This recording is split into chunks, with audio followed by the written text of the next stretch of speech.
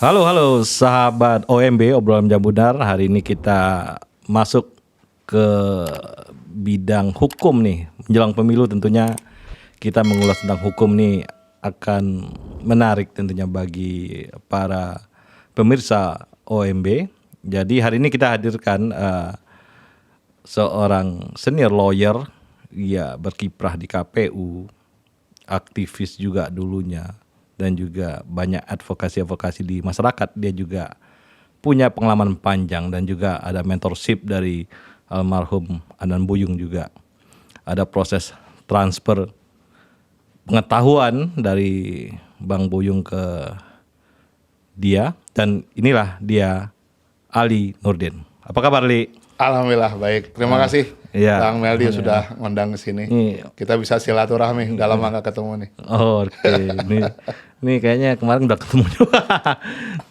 Silaturahminya harus kenceng ya. Iya, iya. Pemilu tuh kuncinya silaturahmi harus kenceng gitu ya. Iya. Nah, kita mulai nih kisah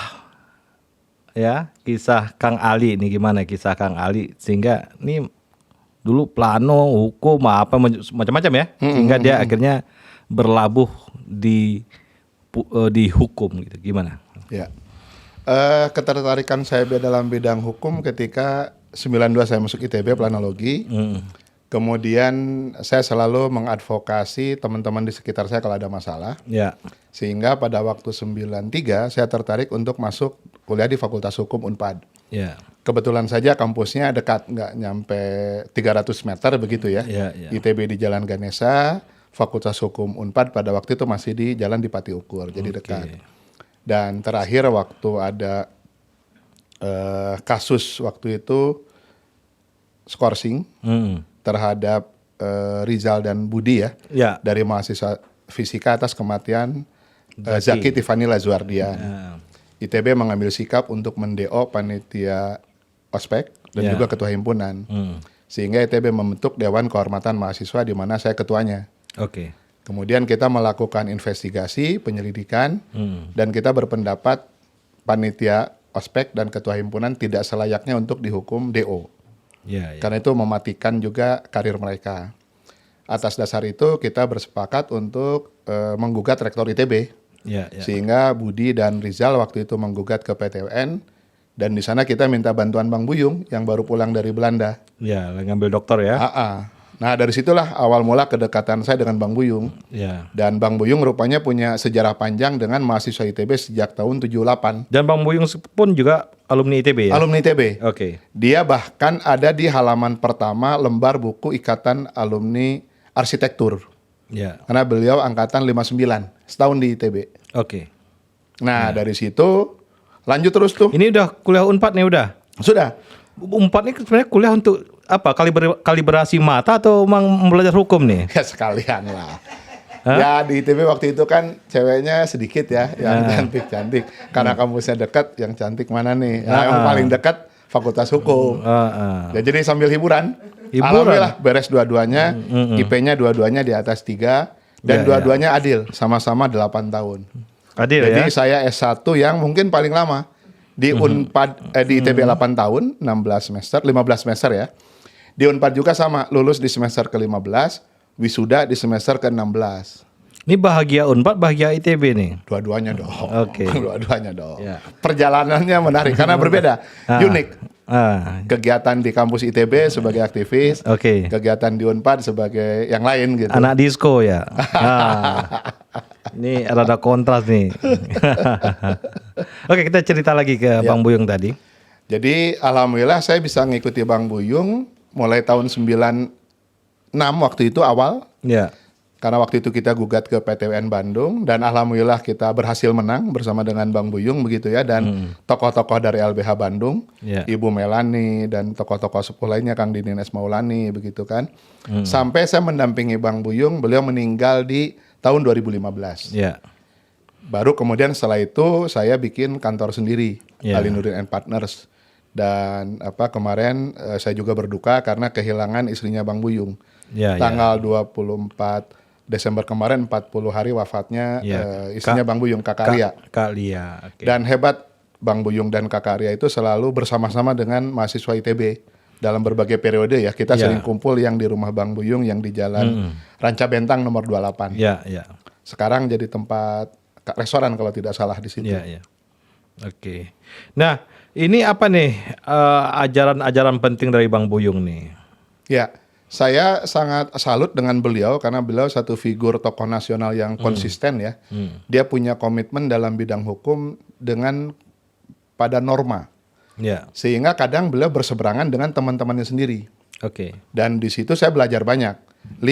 Untuk memperjuangkan hukum demokrasi itu nggak mudah. Karena kita bisa juga berhadapan dengan teman-teman di sekitar kita. Dan saya melihat Bang Buyung ketika usianya sudah 70 tahun, dia masih bisa turun mendampingi rakyat waktu itu kasus Jati Gede. Di PTUN Bandung. Dia masih ikut sidang, masih ikut mendampingi. Dan tidak sedikit yang bisa melakukan seperti itu. Tidak sedikit teman-teman advokat yang bisa konsisten bersama dengan rakyat. Dan disitulah figur Bang Buyung yang menurut saya saat ini hilang.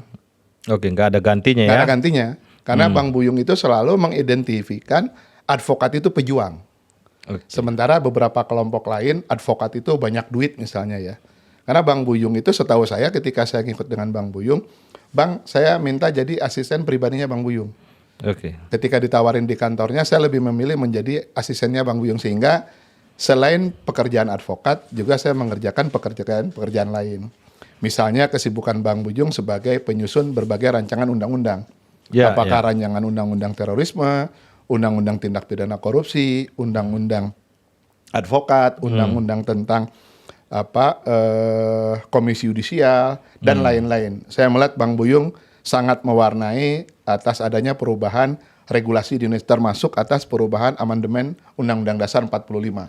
Dia lebih ke masalah-masalah hukum tata negara ya. Betul. Bagaimana Bang Buyung memberikan warna atas proses demokrasi kita, bahwa negara kita itu, konstitusi yang lama itu cenderung kurang demokratis. Nah, dengan adanya amandemen ini kemudian dibuat menjadi lebih demokratis. Yang saya ingat ajaran dia, bahwa dulu Profesor Supomo melihat konstitusi itu dari aspek manunggalin kawulo lan gusti. Atas dasar adanya kepercayaan bahwa pimpinan itu tidak akan menyengsarakan rakyatnya. Sehingga dalam satu badan. Nah, Bang Buyung berpendapat bahwa negara, pemerintah, dan rakyat itu sesuatu yang berbeda, harus ada kontrol. Karena kekuasaan itu cenderung korup, sehingga harus dibatasi. Dan setiap kewenangan kekuasaan ada persetujuan dari rakyat atau parlemen. Makanya di dalam konstitusi kita, Undang-Undang Dasar 45 di pasal 28 memberikan berbagai jaminan hak asasi manusia supaya ada mekanisme kontrol check and balances antar cabang kekuasaan negara begitu. Donjuan-donjuannya Bang Buyung nggak turun nih? Enggak. Itu biar yang lain. Saya berarti nggak turun sepaket nih kayaknya nih. Ya alhamdulillah saya mendampingi Bang Buyung selama belasan tahun ya. Mungkin hampir 20 tahun dengan hidup yang dengan Bang Buyung itu dari pagi jam 9 sampai dengan jam 1 atau jam 2 malam. Bahkan sering diingatkan ketika saya lagi rapat dengan Bang Buyung jam 2, Kakak Arya nelpon, "Li, udah jam 2 nih." Karena kita nggak keluar-keluar dari ruang kerja. Baru saya ngomong, "Bang, maaf Bang, udah jam 2 Bang." Saya telepon tuh ala Kakak Arya. Kakak Arya jagain terus tuh Bang Buyung sehingga oh ya sudah Li, kita jalan. Dengan memberikan tugas, nanti besok ini ya. Jadi pulang dari rumah Bang Buyung tuh nggak bisa langsung tidur, ngerjain dulu tuh. Wah, lu bener. Jadi ya alhamdulillah banyak ilmu lah yang bisa didapat dari Bang Buyung. Dan yang saya paling salut, beliau selalu gelisah. Gelisah terhadap kehidupan berbangsa bernegara. Jadi ketika pagi-pagi dia baca koran, apa yang menurut dia penting terkait dengan demokrasi, Li, ini ada ini, kita bikin tanggapan yuk, kita bikin press release gitu loh. Sehingga seringkali dalam berbagai hal kita mendapatkan membaca beberapa komentar Bang Buyung terhadap proses kehidupan berbangsa dan bernegara gitu. Nah, kehidupan sehari-hari nih Bang Buyung nih yang antik apa nih Li? Antik pelit kali? Kehidupan Bang Buyung itu satu ramah tamahnya. Semua orang saya yakin sepakat. Bang Buyung itu orangnya sangat humble dan dia welcome. Kemudian dia menyambut kepada siapapun termasuk yang muda. Dan kepada yang muda dia tidak sifatnya memerintah atau ngajari, tapi kayak kakak gitu loh. Ngejelasin, ngebimbing gitu. Ngebimbing ya. Dan dia murah hati, selalu kepada siapapun kalau mau pulang ada ongkos nggak gitu loh. Dulu seringkali kita agak gengsi, enggak bang, tapi abang selalu ngasih ya? Dan selalu 100.000. Oh, gitu. Mau setahun, 2 tahun, 5 tahun, 10 tahun kemudian sama 100.000 nggak naik gitu kan. Ini padahal inflasi kita ya. Itu hebatnya Bang Buyung tuh, sama gitu.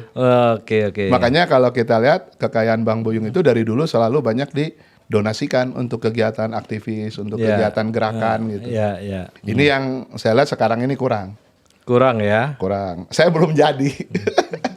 Ini mentorship dulu lebih ini ya, lebih berbekas ya, lebih ada bekas, jelas. Lebih apa ya? Dia lebih murni dan lebih ya tidak menghitung apa-apa gitu ya.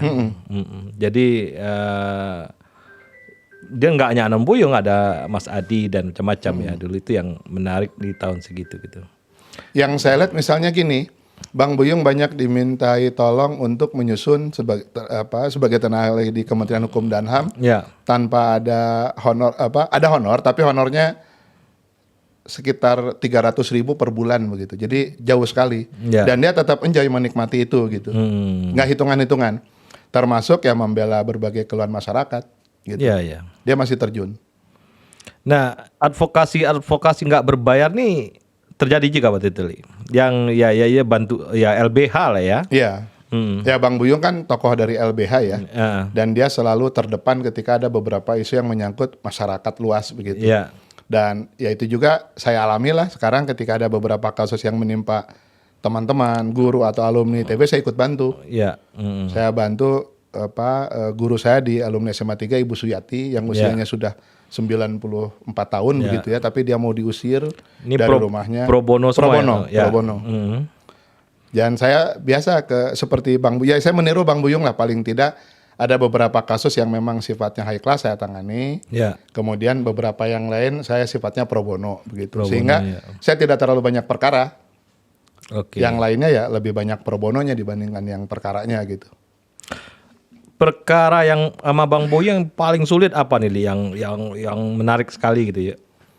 Banyak ya, beberapa yang ditangani Bang Buyung yang menarik dan menjadi pro kontra. Dulu misalnya berkaitan dengan pembelaan TNI. Kemudian kasus Abu Bakar Ba'asyir. Kemudian beberapa kasus lainnya begitu ya. Yang menurut saya di situ keunggulan Bang Buyung terlihat.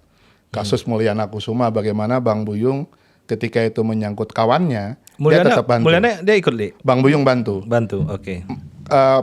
Untuk Mas Mulyana Kusuma kan ada 2 kasus. Yang pertama kasus berkaitan dengan gratifikasi, beliau tidak terlibat. Yang kedua kasus tuduhan korupsi, beliau membela langsung. Karena advokat itu kan tidak membela kesalahan. Advokat itu membela kedudukan hukumnya. Orang bersalah silahkan hukum, tapi dihukum dengan yang setimpal, jangan sampai dikorbankan. Dan disitulah pertama kalinya tuntutan dari KPK itu untuk dakwaan primernya bebas. Oke, kita bahas yang pro kontra nih, Bang Buyung bela TNI gimana nih? Ya, saya mungkin tidak bisa menjelaskan lebih konkret begitu ya, karena Bang Buyung punya pertimbangan sendiri dari aspek yang lain ya, karena saya mungkin tidak bisa menjelaskan itu terlalu detail, Om Eldi, karena waktu itu saya baru masuk gitu ya dengan Bang Buyung. Saya tidak terlibat di dalam pembelaannya. Saya hanya mendampingi Bang Buyung. Supaya saya tidak keliru menjawab gitu ya. Untuk yang itu ya. Untuk yang itu. Bahaya ya. Untuk yang itu. Bukan bahaya. Saya tidak tahu banyak. Tidak tahu banyak ya. Tidak tahu banyak gitu. Kalau Abu Bakar Ba'asyir udah terlibat? Kasus Abu Bakar Ba'asyir terlibat. Waktu itu yang saya ingat awalnya Bang Buyung diminta oleh tim pembela Muslim, Pak Mahendra Data berserta dengan tim gitu ya ke Bang Buyung. Waktu itu istilahnya tim pembela Muslim. Nah ketika oke ini bela karena menyangkut masalah kedaulatan negara. Karena waktu itu kan ada isu Ustadz Abu Bakar Ba'asyir mau dibawa keluar begitu ya. Padahal kita punya hukum sendiri sehingga dia harus diadili di sini. Dan waktu itu ya Bang Buyung turun membela gitu. Bahkan pada waktu itu Bang Buyung memfasilitasi bertemu dengan Ibu Megawati karena waktu itu ada penerjemah dari Amerika, kalau nggak salah penerjemah Presiden Fred Burke kalau tidak salah, dihadirkan dalam perkara Ustadz Abu Bakar Ba'asyir. Dan saya ikut mendampingi pertemuan Bang Buyung, Ibu Mega, untuk Pak Taufik Kemas gitu ya, untuk membahas apakah betul ada permintaan untuk menarik Abu Bakar Ba'asyir ke pihak luar. Dan saya di situ salut sikap Ibu Mega untuk tidak membawa keluar sehingga diadili di Indonesia. Apa pertimbangan Bang Buyung untuk membela Abu Bakar Ba'asyir, Kang Ali? Saya tidak bisa menggali terlalu banyak, tapi yang saya pahami bahwa mungkin ada kesalahan Ustadz Abu Bakar Ba'asyir, tapi kalau dianggap sebagai teroris skala internasional itu tidak tepat begitu. Dan sebagai negara yang berdaulat, maka kita harus punya hukum sendiri, menegakkan hukum sendiri. Dan itu yang saya lihat pentingnya kita sebagai negara yang berdaulat bisa melakukan proses peradilan sendiri begitu. Nanti salah benarnya silakan. Hakim yang memutuskan begitu. Hakim yang memutuskan. Dan terbukti untuk dakwaan masalah terorisme itu tidak terbukti pada waktu itu. Nah setelah Abu Bakar Ba'asyir siapa lagi ini yang menarik nih Bang Buyung tangani? Ada Abu Bakar Ba'asyir, ini kan saya masuk periode pasca 90-an ya. 95 saya mulai terlibat.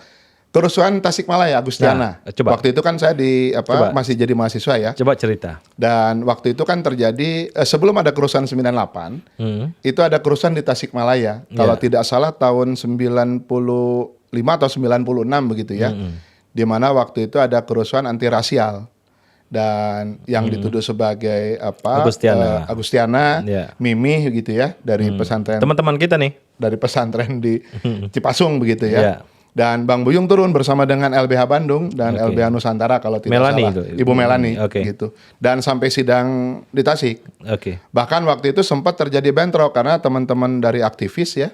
Waktu itu protes atas persidangan yang dianggap tidak adil. Sehingga chaos, beberapa ditangkap ke kantor polisi dan Bang Buyung, Ali kita ikut naik mobil polisi, kita lihat teman-teman kita di Polres gitu supaya tidak diapa-apain gitu. Dan disitulah memang saya lihat Bang Buyung tuh berani dan urat takutnya udah putus kayaknya gitu. Saya harus belajar di situ. Belajar ya. Kalau sekarang Kang Ali belum putus nih. Ya untuk menegakkan hukum keadilan ya kita harus berani. Harus berani. Ya. Karena kan hidup mati itu kan di tangan Tuhan. Iya. Oke, ini Tasik, habis Tasik, apalagi nih yang monumental nih, Bang Ali? Udah nggak ada ya? Periode 90-an kan lebih KPU ya. Periode 90-an kan proses demokrasi 98 kan udah terjadi ya. Sehingga untuk kasus-kasus yang sifatnya HAM itu udah berkurang gitu. Udah berkurang kasus tadi kasus pelanggaran HAM Timur dan lain-lain begitu. Bang Buyung ikut ya? Bang Buyung ikut. Cerita. Membantu Pak Wiranto dan tim gitu. Cerita dikit. Ya memang saya mendampingi Bang Buyung dalam kasus itu, tapi saya tidak muncul sebagai kuasa hukum. Saya lebih banyak mendampingi Bang Buyung. Dia terlibat di dalam rapat-rapatnya lah sebagai asisten pribadi. Asisten pribadi ya. Gitu. Dan setelah pasca reformasi lebih ke urusan KPU ya. Pasca reformasi kan Bang Buyung lebih terlibat di dalam penyusunan berbagai undang-undang. Undang-undang ya. Jadi posisi sebelum 98 kan lebih berhadapan dengan pihak penguasa. Nah setelah terjadi reformasi kan Bang Buyung kemudian diajak oleh Presiden Habibie untuk melakukan beberapa perubahan. Termasuk diundang beberapa kali ke rumahnya Pak Presiden Habibie. Termasuk waktu itu di dalam mengambil kebijakan membebaskan tahanan Tapol. Sehingga pada waktu Habibie kan semua Tapol dibebaskan termasuk ayam fatwa. Diskusi gitu itu Bang Buyung terlibat? Terlibat. Saya ngikutin. Termasuk juga ketika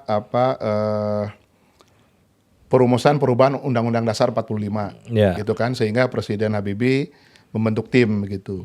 Kemudian waktu itu ada pengadilan kasusnya Pak Soeharto. Awalnya kan mau dibentuk tuh. Waktu itu Menteri Hukum dan HAM-nya Pak Baharudin Lopa kalau tidak salah.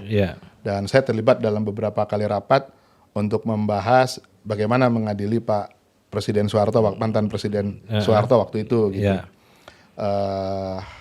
Tapi kemudian itu nggak sempat terjadi. Nggak sempat terjadi ya. Habis Habibie, Gus Dur gimana? Zaman Gus Dur nih, apa nih yang menarik? Zaman Gus Dur, ini kan menarik posisi Abang dengan Gus Dur ya. Ya. Mereka kan dua tokoh yang dulu jalan bersama gitu dan selalu jalan bersama, tapi dalam beberapa pemikiran kadang berbeda gitu. Ya. Misalnya terkait dengan pembubaran parlemen, adanya dekret presiden, Ya. di mana Bang Buyung pada posisi yang tidak sepakat dengan sikap presiden untuk membubarkan Partai Golkar begitu. Ya.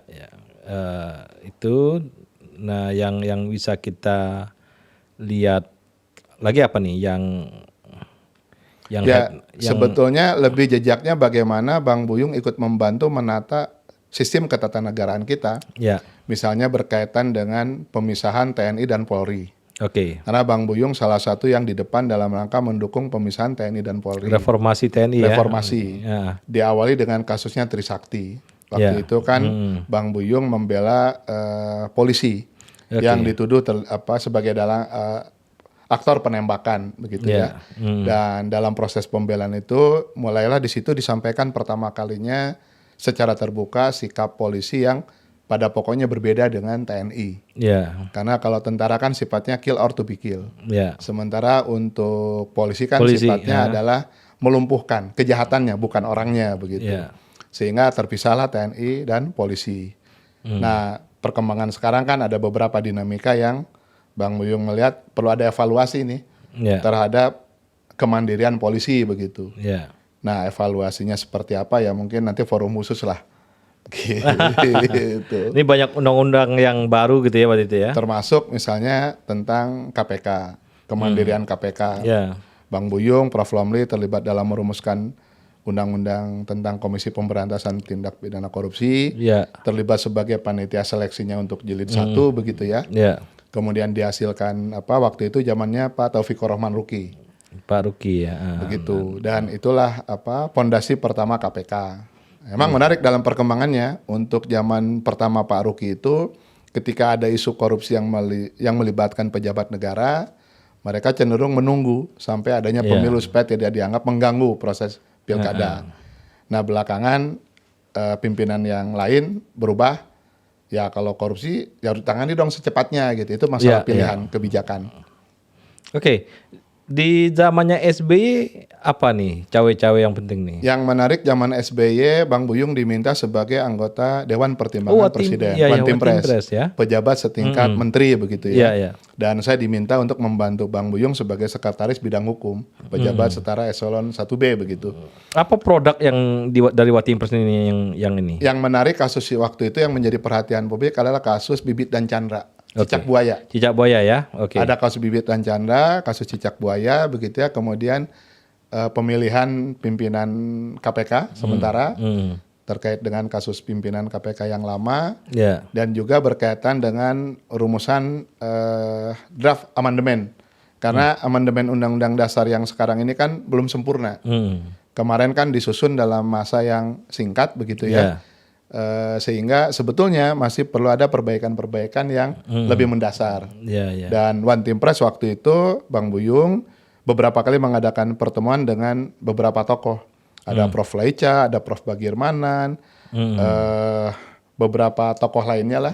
Dan itu sudah kita sampaikan hasilnya kepada Presiden waktu itu gitu. Oke, nah dan itu merubah banyak ya. Menurut saya begitu. Salah satu PR bangsa ke depan itu adalah kita bisa menyusun satu konstitusi yang utuh. Oke. Termasuk juga yang salah satu ketertarikan Bang Buyung itu kita bisa memiliki hukum pidana nasional KUHP yang sekarang ribut begitu ya. Karena hukum pidana yang dipakai sekarang Belanda, ini kan masih berasal produk Belanda. Sehingga kita harusnya punya hukum pidana sendiri. Tentunya tidak sempurna, ada beberapa pro dan kontra. Misalnya kalau kita mau bangun rumah, ini rumah peninggalan kolonial.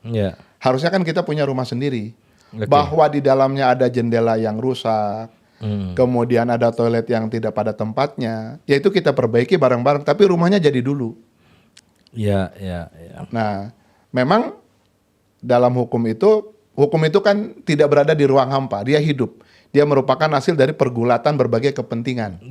Karena hukum itu harus disepakati oleh pihak parlemen dan eksekutif. Parlemen tentunya mewakili rakyat. Apakah betul-betul mereka mewakili rakyat atau tidak itu persoalan lain. Tapi yang namanya produk hukum harus berasal dari kesepakatan antara eksekutif dan legislatif begitu. Karena hukum ini kan selalu ada aspek sosiologis dan yuridisnya kan. Nah itu yang harus digali kan, dan itu harus yang dijahit menjadi sebuah aturan-aturan hukum. Betul. Nah, secara normatif seharusnya produk hukum itu mencerminkan 3 hal. Pertama dari aspek filosofis, sosiologis, perkembangan masyarakat dan yuridis.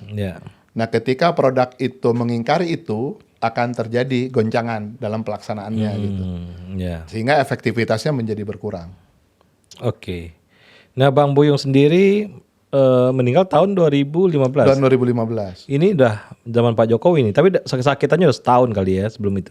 Ya, Bang Buyung orang yang hidup sehat, sangat rajin olahraga begitu ya, makannya juga teratur, tertib. Namun memang kesibukan beliau itu sangat ini, dan terakhir beliau punya penyakit darah tinggi, gula, macam-macam lah ya. Sehingga sempat harus cuci darah. Gitu. Nah, apa yang sangat monumental ya selain LBH Li sebagai warisannya Bang Buyung nih?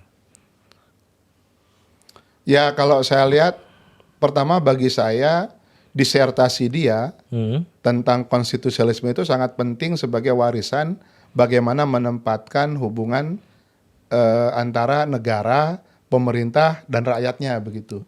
Karena itulah yang menjadi pondasi kita dalam kehidupan ketatanegaraan kita. Kita sekarang mendapatkan kebebasan, bisa ngomong kapan saja, bisa bicara kapan saja seperti di podcast ini. Salah satunya karena konstitusi kita berubah. Dan perubahan konstitusi itu hampir semua pakar ketatanegaraan sekarang itu merujuk pada bukunya Bang Buyung. Bang Buyung ya. Ini Alkitabnya itu betul. Yang cuman itu kan selalu setiap masa ada zamannya. Dan kita butuh orang-orang baru, pemikir-pemikir baru yang bisa merumuskan bagaimana perubahan ketatanegaraan ini ke depan. Karena Indonesia ini kan sebetulnya belum jadi proses. Yang itu dibentuk oleh ya kelompok kita lah, mungkin angkatannya Bang Meldi, saya dari generasi 90-an yang usianya sekarang mendekati 50-an begitu ya. Saya angkatan 45 Kang Ali, beda kali. Nah, ini tantangan-tantangan hukum ke depan apa nih? Kita masuk sedikit esensi dari hukum Indonesia nih. Ya, yang menjadi Oke, kita ambil yang kasus deh, yang ya kerisauan saya sekarang misalnya Omnibus kasus Law misalnya. Berkaitan dengan Omnibus Law, saya melihat adanya kesadaran dari Presiden Jokowi untuk menata sistem ekonomi kita. Karena dalam beberapa kegiatan bisnis itu banyak aturan-aturan yang membuat proses bisnis atau ekonomi itu berjalan agak hambat. Hanya saya melihat prosesnya agak keliru karena untuk bisa menciptakan satu undang-undang itu kan ada formilnya berdasarkan pembentukan peraturan perundang-undang yang harus melibatkan berbagai kelompok masyarakat. Nah, Mahkamah Konstitusi menilai bahwa proses pembentukan itu menafikan atau melanggar tata urutan perundang-undangan, khususnya berkaitan dengan mendapatkan masukan dari berbagai pihak atau melibatkan masyarakat. Dan itu kan diberi kesempatan untuk dilakukan perbaikan. Spiritnya bagus untuk melakukan perubahan aturan yang lebih baik. Tapi ada beberapa hal dari beberapa kelompok masyarakat yang sifatnya fundamental juga. Misalnya berkaitan dengan Undang-Undang Ketenagakerjaan, Undang-Undang Lingkungan Hidup. Dan menurut saya selama itu dilakukan dengan proses yang tertib, melibatkan berbagai kelompok masyarakat, yaitu bisa dihasilkan produk undang-undang yang baik. Kasus lain yang membuat kita prihatin sebetulnya kasus Sambo ini. Ini Sambo ini menarik nih, Li. Kenapa ini memprihatinkan? Satu, itu terjadi pada orang yang memimpin penegakan disiplin di bidang kepolisian. Yang kedua, terjadi pembunuhan di kediaman rumah polisi. Yang ketiga, terjadi terhadap anggota polisi juga. Begitu. Padahal masyarakat ini kan butuh pengayom. Hadirnya adanya pemimpin Polri yang baik begitu. Dan mungkin ini salah satu tugas negara kita, bagaimana menempatkan polisi secara pas. Karena Bang Buyung terakhir itu sempat diskusi dengan beberapa pihak bagaimana kedudukan Polri ini. apakah Polri ini tetap berada langsung di bawah Presiden atau di bawah Kementerian Dalam Negeri. Menurut saya diskusi ini perlu dilanjutkan. Nah, yang kedua berkaitan dengan aspek penegakan hukum. Kasus kemarin penangkapan Hakim Agung, kasus jaksa yang perempuan ya, kemudian kasus Sambo. Ini kan termasuk kasus advokat juga begitu ya. Ini kan menunjukkan adanya permasalahan dalam tata hukum kita. Sehingga menurut saya perbaikannya harus mendasar, tidak lagi bersifat parsial. Apa hal yang mendasar? Pertama, saya lihat dari sisi rekrutmen. Dari sisi rekrutmen itu penting untuk menempatkan orang yang kompeten pada tempatnya. Yang kedua berkaitan dengan sistem karir, jenjang karir dan lain-lain begitu ya. Yang ketiga berkaitan dengan kontrol. Memang ada kontrol yang dilakukan oleh lembaga eksternal, akan tetapi ini tidak maksimal. Kenapa? Di kepolisian itu ada Kompolnas. Tapi peran Kompolnas tidak seperti Komisi Yudisial. Misalnya ada juga di kejaksaan, ada komisi kejaksaan. Nah sayangnya sebetulnya lembaga kontrol seperti KAY itu yang memiliki kewenangan melakukan pemeriksaan secara langsung ini penting. Akan tetapi ternyata kewenangan KAY juga kan dipelorotin. Kasus yang menimpa beberapa hakim Mahkamah Konstitusi yang seharusnya menjadi garda terdepan dalam penegakan hukum di Indonesia. Ternyata kan sudah ada 2 orang. Salah satunya mantan Ketua Mahkamah Konstitusi. Sehingga saya berpendapat kontrol itu menjadi sangat penting karena lembaga kontrol dari internal, inspektorat itu tidak mempan. Jadi satu misalnya penegakan dalam rangka kontrol terhadap fungsi yudikatif, Mahkamah Agung dan hakim di bawahnya, sebaiknya Komisi Yudisial bisa melakukan pengawasan secara efektif baik terhadap jajaran Hakim Agung di Mahkamah Agung atau hakim-hakim lainnya, termasuk juga di Mahkamah Konstitusi. Yang kedua, kewenangan dia tidak semata-mata melakukan kontrol, tapi juga dia bisa memberikan sanksi. Karena sampai sekarang kan sifatnya rekomendasi oleh Mahkamah Agung, tergantung Mahkamah Agung begitu. Yang ketiga berkaitan dengan rekrutmen. Saya berharap sebetulnya Komisi Yudisial itu bisa melakukan rekrutmen terhadap para hakim. Jadi rekrutmen hakim itu tidak dilakukan oleh Mahkamah Agung, tapi dilakukan oleh Komisi Yudisial. Akan tetapi kan ternyata dinamika politik berjalan lain.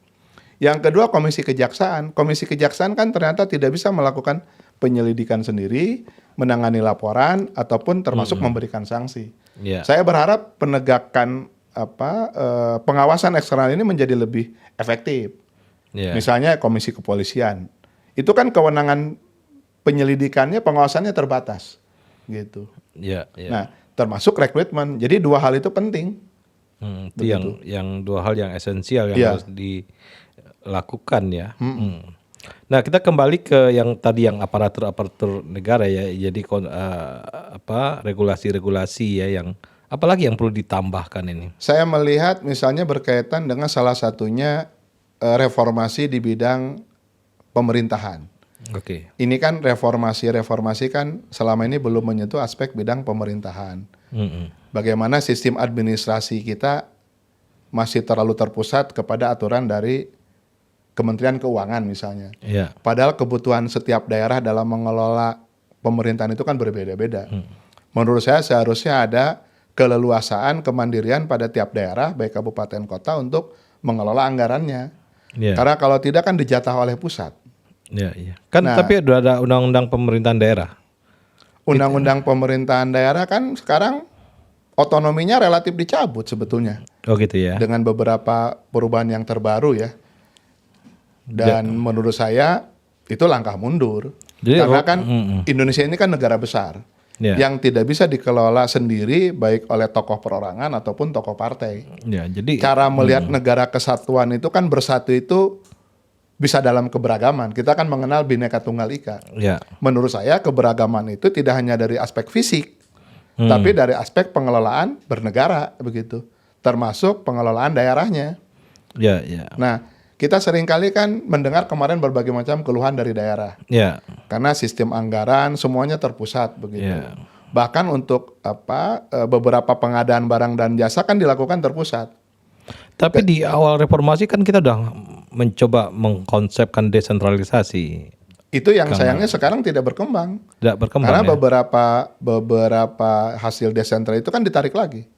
Baik dari sektor pertambangan ataupun yang lainnya ditarik lagi ke pusat. Ini kemunduran ini. Bagi saya kemunduran. Tapi kan tiap orang punya pandangan yang berbeda. Pandangan ya. Cara memandang negara kesatuan yang terpusat itu kan bisa berbeda-beda. Saya melihat kesatuan itu kan harus dalam bingkai keberagaman. Bhinneka Tunggal itu kan keberagaman itu menurut saya tidak pada warna kulit, akan tapi keberagaman dalam pengelolaan. Makanya Bang Buyung sempat ini seperti apa sih bentuk negara kita? Negara Kesatuan Republik Indonesia itu seperti apa? Karena kan kita punya beberapa model dulu, ada Republik Serikat, Indonesia Serikat begitu ya. Kemudian sekarang ini kan ada sifatnya itu kan daerah otonomi khusus.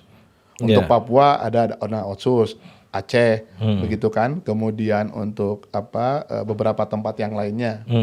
Nah, menurut saya keberagaman itu harus dibingkai dalam aturan hukum yang ya tidak longgar sih, tapi memberikan keleluasaan. Karena kan misalnya begini, sistem penganggaran pembangunan administrasi. Setiap proyek baru berakhir atau dimulai di tengah tahun pada waktu musim hujan atau apanya, beberapa kegiatan banyak yang tertunda begitu ya. Dan akhirnya banyak terjadi kasus-kasus korupsi yang ada memang karena keserakahan, tapi tidak sedikit juga karena ketidaktahuan atau karena kelalaian administrasi. Saya sempat menangani waktu itu salah satu kasus korupsi di salah satu kabupaten di Papua. Bupatinya sempat bilang, Pak Ali, kami jangan hanya dihukum dong, tolong dong kirim kami sumber daya manusia yang bagus. Sehingga administrasi pembangunan kami benar gitu. Tapi kalau kami tidak pernah dikirim sumber daya manusia yang bagus, bagaimana kami bisa mengelola administrasi pemerintahannya? Akibatnya mereka kemudian melanggar berbagai peraturan perundang-undangan terkait gitu. Nah, pisau tajam KPK pun menurut saya perlu tepat. Mana korupsi yang dilakukan karena memang keserakahan, yang nilai jumlahnya fantastis begitu. Karena yang memang kelalaian administrasi, bukan karena keserakahan begitu. Itulah kenapa saya mengadvokasi beberapa alumni ITB yang diduga terlibat tindak pidana korupsi. Kasusnya Hotasina Baban, kasusnya Indar Anpanto begitu ya, kasusnya Kukuh bioremediasi. Saya bantu juga kasusnya Amel, Karen waktu itu suaminya datang ke kantor begitu dengan Mbak Betty Iskandar Elisabana begitu kan. Dan termasuk Nur Pamuji Ismail. Yang menarik misalnya, Pak Nur Pamuji Ismail seorang tokoh yang mendapat Bung Hatta Award, bersih dari korupsi. Tapi kemudian dia bisa menjadi tersangka, bahkan menjadi terdakwa, bahkan divonis bersalah pada tingkat pertama. Dan dia baru dibebaskan pada tingkat kasasi. Saya kebetulan pernah di Komisi Yudisial, membantu waktu itu Prof. Eman Suparman dari Unpad sebagai Ketua Komisi Yudisial. Saya juga ikut membantu Pak Jaja Ahmad Jayus dari Universitas Pasundan. Belakangan dia menjadi Ketua Komisi Yudisial juga. Dalam beberapa kegiatan, saya misalnya terlibat sebagai anggota mendukung tim asistensi untuk panitia seleksi calon hakim agung. Wawancara, ketemu dengan berbagai macam hakim begitu ya. Dalam beberapa pertanyaan berkaitan kasus korupsi, bagaimana dalam hal kasus korupsi?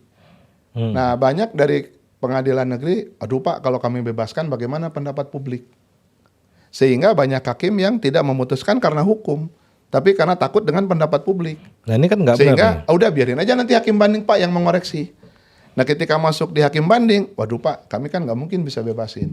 Biarin aja hakim kasasi begitu loh. Nah akhirnya beberapa kondisi ini kan membuat hukum itu, penegakan hukum itu tidak murni hukum. Tapi sudahlah. Nah itu kan bahaya kalau sudah begitu. Gitu. Saya juga terlibat di dalam dugaan pelanggaran kode etik hakim meriksa gitu ya. Dan pada waktu itu memang misalnya karena honor hakimnya rendah. Sementara dia tugas di luar pulau, keluarganya ada di Jawa begitu ya. Dan mungkin perlu ada model koreksi terhadap sistem penempatan hakim. Apakah misalnya ada beberapa hakim itu ya ditempatkan aja kalau dia nyaman di satu provinsi ya di situ terus gitu. Jangan dia muter per 3 tahun. Karena kalau per 3 tahun mungkin dia kan butuh akomodasi yang lebih untuk bolak-balik nengok keluarganya atau apa. Dan begitu. adaptif lagi gitu. Nah itu. Kemudian hal yang menarik ya di isu-isu terakhir bangsa kita itu demokrasi dan pemilu. Gimana nih konstruksi ini apa aspek hukum dalam demokrasi dan pemilu ini? Ya, saya kebetulan mendampingi Bang Buyung. Dan untuk waktu Bang Buyung jadi pimpinan KPU pertama, pasca reformasi, saya kebetulan masih di kampus, jadi tidak banyak terlibat. Waktu itu yang lebih banyak terlibat Kak Bunga. Tapi dalam beberapa kesempatan saya sering diskusi, di mana Bang Buyung melihat bahwa salah satu sarana demokrasi yang utama itu selain regulasinya, dalam pelaksanaan adalah bagaimana keikutsertaan masyarakat dalam menentukan pilihan politiknya. Untuk menentukan pilihan politiknya, maka partai itu sebaiknya tidak dibatasi. Sehingga Bang Buyung melihat multi partai lebih bagus. Tapi di sisi lain multi partai juga jangan sampai terlalu banyak juga. Karena kalau terlalu banyak membuat gaduh juga gitu. Sehingga bagaimana multi partai yang pas itu menjadi penting, dan biarkan itu seleksi alam sehingga menjadi sedikit begitu ya. Nah, makanya ketika Bang Buyung menangani perkara waktu itu kan saya mendampingi Bang Buyung dalam sengketa partai politik peserta pemilu tahun 2013. Di mana ada beberapa partai yang tidak lolos seleksi administrasi maupun verifikasi faktual karena tidak memenuhi persyaratan yang ditentukan.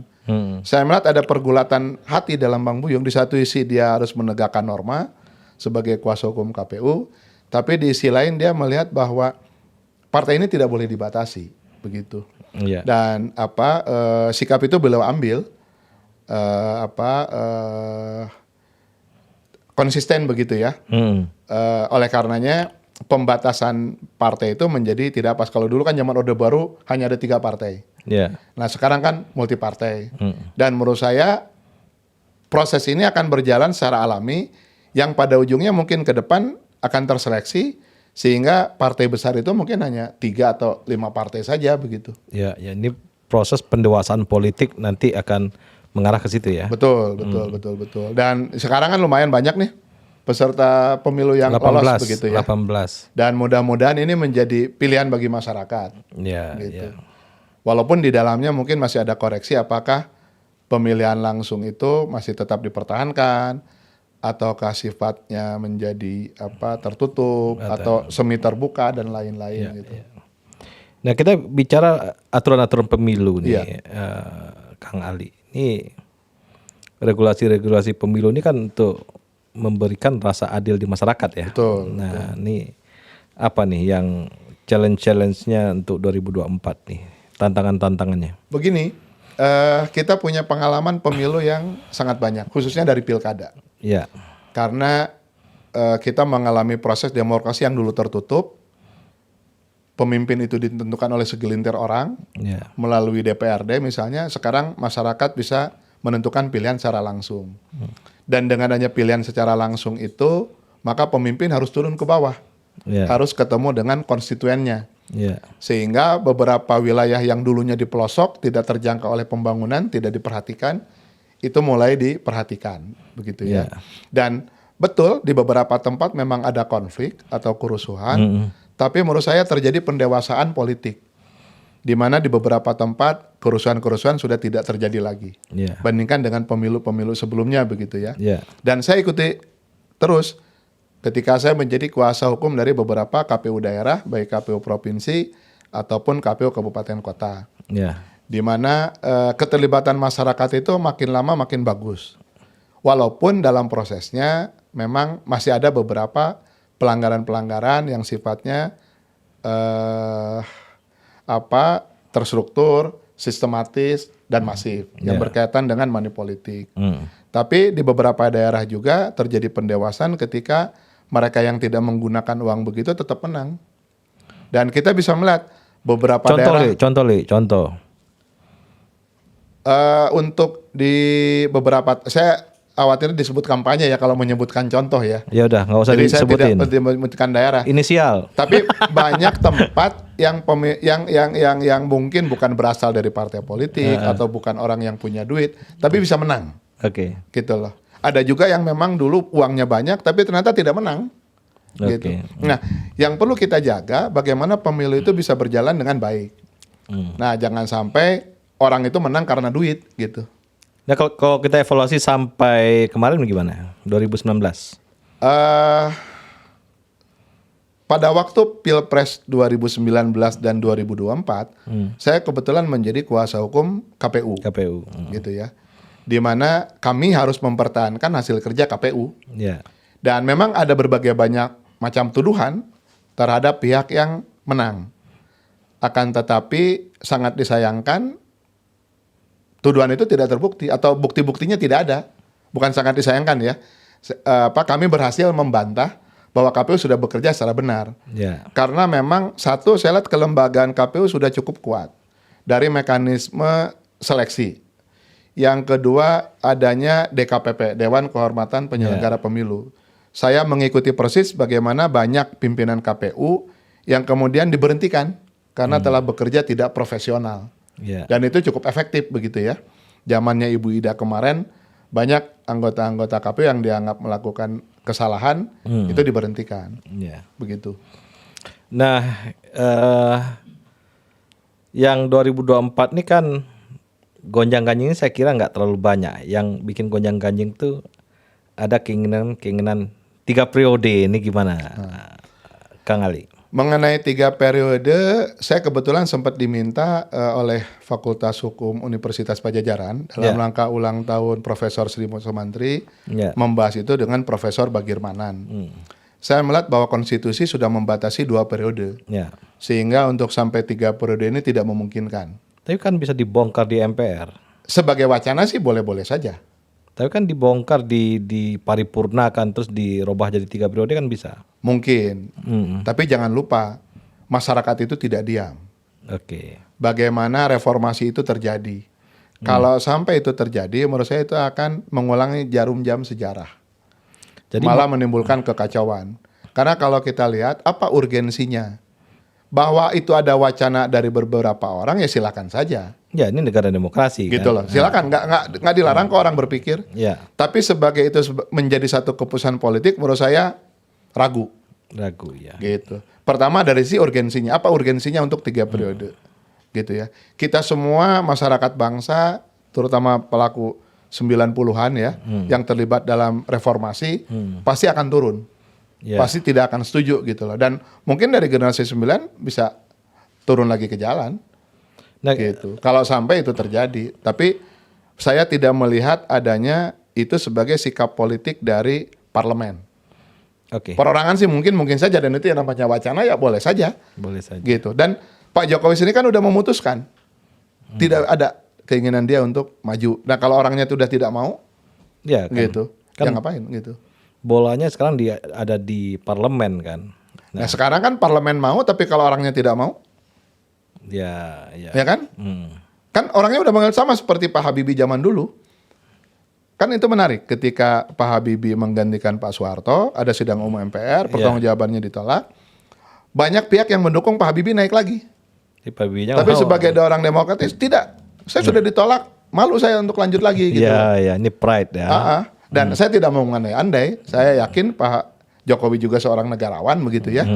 Dia tidak akan mengambil sikap untuk mau menerima begitu. Oke. Kita geser sedikit nih. Ini aspek hukum adalah penting di demokrasi. Ada aspek yang paling penting juga, civil society. Masyarakat ini madani ya. Gimana menurut Kang Ali ini pandangan kekuatan masyarakat sipil kita gimana nih? Ini menarik di Indonesia ya, karena civil society-nya menurut saya bergerak cukup keras. Memang tidak banyak yang tampil, akan tetapi kita misalnya yang tidak ikut bersuara sebetulnya ikut mendukung. Walaupun ada istilah ya diam terhadap terjadinya kejahatan ya salah juga gitu. Cuman menurut saya gerakan civil society akan terus muncul sesuai dengan generasinya. Medianya mungkin berbeda-beda dan tidak bisa diperbandingkan. Oh, zaman 98 dulu zamannya demo. Zamannya sekarang kan mungkin bentuknya lain gitu. Dan itu terlihat ketika masyarakat menghukum partai politik yang dianggap tidak bekerja dengan benar. Contoh? Suaranya berkurang. Suaranya berkurang. Kan di beberapa daerah terjadi tuh. Yang semula suaranya tinggi kemudian menjadi turun begitu. Dan pengalaman saya dalam bidang pemilu, memang banyak beberapa kecurangan. Misalnya begini, tahapan pemilu kan ada 5 tahapan. Pertama dari sisi DPT, daftar pemilih tetap. Ini menjadi sumber masalah kita karena data kita belum satu gitu. Dan inilah yang salah satu menjadi masalah yang muncul kemarin karena dari pihak pemerintah ini sudah ada satu data. Satu penduduk, satu KTP, satu NIK gitu. Tapi pada kenyataannya di lapangan ada penduduk yang belum punya KTP gitu. Ada NIK-nya yang ganda dan lain-lain. Bayangkan satu pemilu yang sudah berjalan, sudah ada hasilnya, sudah ada pemenang, kemudian dibatalkan oleh Mahkamah Konstitusi dan dilaksanakan pemilu ulang. Seluruh kabupaten.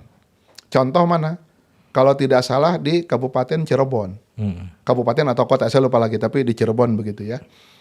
Pertimbangannya karena waktu itu jumlah DPT-nya 95% dari jumlah penduduk. Dan itu juga terjadi pada salah satu kabupaten di Papua. Karena jumlah DPT-nya itu lebih dari atau ya pokoknya lebih dari jumlah penduduk kalau tidak salah ya. Tapi intinya berkaitan DPT. Yang kedua berkaitan dengan pendaftaran calon. Jadi kalau yang pertama pendaftaran dan penetapan peserta pemilih. Yang kedua pendaftaran dan penetapan calon. Ada beberapa kasus di mana calon yang sudah ditetapkan kemudian pemilu kemudian dibatalkan di Mahkamah Konstitusi. Contoh kasus misalnya Kabupaten Bovendigul, Pak Yusak Yaluwo sudah ditetapkan oleh KPU gitu ya, kemudian masuk ke Mahkamah Konstitusi, di Mahkamah Konstitusi kemudian dibatalkan karena dianggap tidak sah. Begitu juga kasus yang di NTT kalau tidak salah yang dianggap bukan warga negara Indonesia karena dia memiliki kewarganegaraan Amerika begitu Amerika, kan, gitu loh. Nah itu kan menarik. Gitu. Termasuk kemarin kan ini mengenai persyaratan calon itu kan dipersoalkan juga pada waktu sengketa Pilpres kemarin berkaitan dengan persyaratannya Pak Wakil Presiden. Yang ketiga berkaitan dengan sosialisasi dan kampanye. Nah di sini banyak terjadi berbagai macam pelanggaran itu berkaitan dengan adanya money politik, adanya melibatkan aparatur pemerintahan, adanya melibatkan ASN begitu ya. Yang dianggap ini cacat, tidak demokratis begitu. Kemudian dalam hal distribusi logistik. Ini juga ada daerah yang kemudian logistiknya terbatas. Baru kemudian setelah itu pemungutan dan penghitungan suara.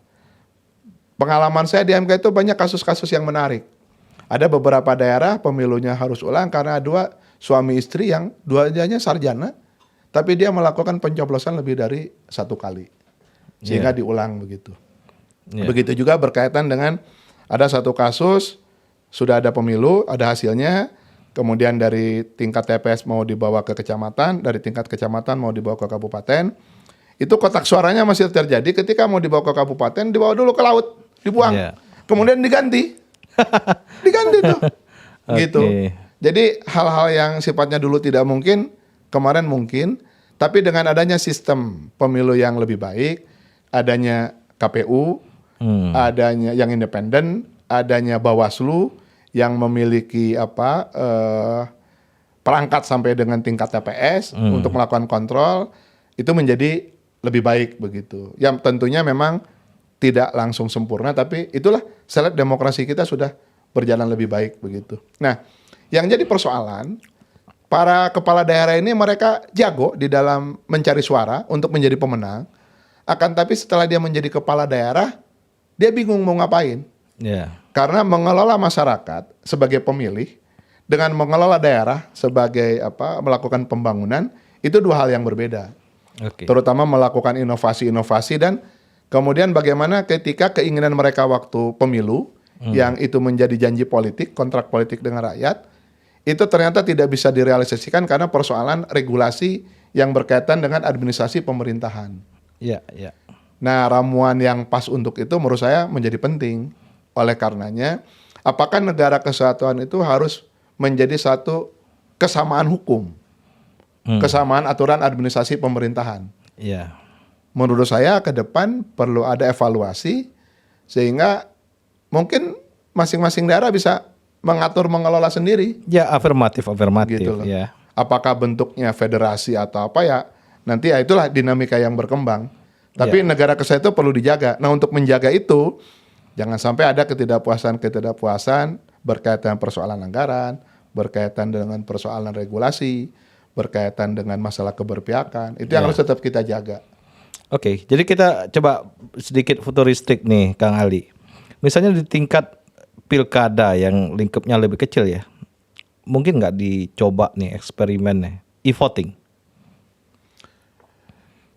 Untuk e-voting, kebetulan saya terlibat sebagai SC di panitia Kongres IITB ya. Yeah. Baik yang kemarin yang menggunakan e-voting maupun remote voting sebelumnya begitu. Ada perbedaan mendasar. Kalau pemilu itu kan pemilihannya secara langsung, manual begitu, dan itu dilakukan oleh warganya sendiri. Salah satu yang menarik ketika pemilu biasa, nasional, atau pilkada, dia tidak boleh diwakilkan. Salah satu contoh kemarin ada satu kasus di kabupaten ketika si orangnya sakit, ibunya sakit, anaknya yang bantu nyoblos atas permintaan ibu. Itu sempat jadi persoalan. Gitu. Nah, berkaitan dengan e-voting, itu kan satu masalah registrasi. Bahwa yang bersangkutanlah memang pemilihnya. Itu punya persoalan. Bagaimana kita mencantumkan bahwa orang ini adalah orang yang punya hak pilih, bukan orang lain. Kedua, untuk e-voting itu kan dia harus register. Register ketika dia mau nyoblos kan dia harus dapat notifikasi dulu begitu ya. Bagaimana itu dilakukan, diterima oleh orang yang benar, dan kemudian bagaimana itu dilakukan oleh pemilih yang benar. Ini masih menjadi satu persoalan. Karena ketika e-voting, itu kan perlu alat bantu. Taruhlah alat bantunya handphone misalnya. Tidak semua orang punya handphone. Gitu kan? Yang kedua, handphonenya juga kan harus punya spesifikasi tertentu. Yang ketiga harus ada pulsa. Ada pulsa, jaringannya ada nggak? Gitu. Sehingga kalau ini diterapkan secara nasional, menurut saya belum bisa. Yang ketiga, kasus lainnya ketika memilih pada waktu yang bersamaan, sementara bandwidth-nya terbatas. Sehingga itu nggak masuk begitu. Karena maksud saya gini, persoalan-persoalan teknologi kita pisahkan dengan persoalan hukum. Pasti terkait ya. Begini, saya melihat pada realita karena saya pelaku lapangan. Bagaimana misalnya ada kasus yang mendaftarkan itu 100 orang tapi pelakunya 1 orang. Itu bisa terjadi ya. Iya. Bagaimana itu kemudian diterima notifikasi itu ke alamat email tertentu atau lain yang itu 1 orang. Ada joki begitu. Gitu. Mungkin di tempat lain ya, tapi saya melihat potensi itu ada. Karena teknologi itu pasti ada kekurangannya. Nah, ini kan menyangkut hajat hidup orang banyak.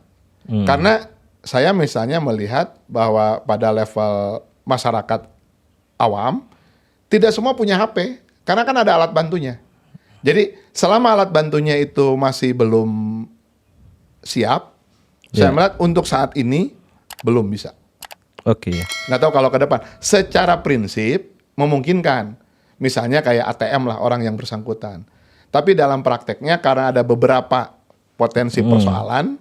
Karena kan saya kebetulan waktu pemilihan Ikatan Alumni ITB untuk yang tahun 2017 ya, saya adalah ketua Mahkamah Alumni untuk menangani sengketa pemilihan ketua umum Ikatan Alumni ITB pada waktu itu gitu loh. Ada beberapa tuduhan ya kebetulan memang tidak terbukti begitu, tapi paling tidak wacana itu muncul yang itu perlu diperbaiki. Dalam kasus kemarin sudah lebih baik, tapi kan karena ITB ini kan alumni ITB satu kelompoknya mapan. Karena semuanya sudah kuliah di ITB berarti punya duit. Kemudian mendaftarkannya aktif. Karena beda kalau pemilu biasa itu stelsel-nya pasif. Negara yang datang, pemerintah yang datang menghubungi warga. Tapi kalau pemilu kemarin kan di A misalnya itu stelsel-nya aktif. Si warga alumni yang mendaftar ke panitia gitu. Jadi dari sistemnya agak berbeda. Ini kan kita udah bahas nih ya hal-hal yang instrumen untuk membangun sistem yang baik dari aspek hukum, aspek kebijakan publik segala macam. Dan juga ada hal yang penting ya dalam membangun bangsa ini lebih baik, itu adalah aspek leadership ya. Leadership itu kita sebagai aktor terlibat dalam urusan pengelolaan negara atau pengelolaan suatu daerah. Ini pertanyaannya buat Kang Ali nih, kapan jadi gubernur Jabar nih? Waduh, saya nggak sampai ke situ lah. Untuk menjadi eksekutif saya nanti dulu. Saya berbenah diri dulu. Satu, saya fokus pada profesi saya. Sehingga saya punya pegangan yang kuat ketika saya memasuki dunia politik. Yang kedua, saya memperkuat networking saya, pengabdian saya. Saya punya ilmu, paling tidak saya amalkan. Dan salah satunya saya sebagai penasihat investasi pemerintah Jawa Barat begitu ya. Karena saya orang Jawa Barat, orang Tasik, tinggal di Bekasi begitu ya. Kemudian anak sekolah di Bandung. Ya saya ingin berbakti kepada Pemda Jawa Barat begitu. Dan itu ya saya luangkan waktu saya untuk itu. Untuk urusan eksekutif, biar yang lainnya yang sudah berkiprah, kita bagi-bagi peran aja Kang Meldi. Gitu. Sahabat OMB, obrolan Meja Bundar, kita udah bicara banyak hal dengan Kang Ali dan sangat insight dan banyak catatan penting yang bisa kita terima. Inilah Ali Nurdin. Terima kasih.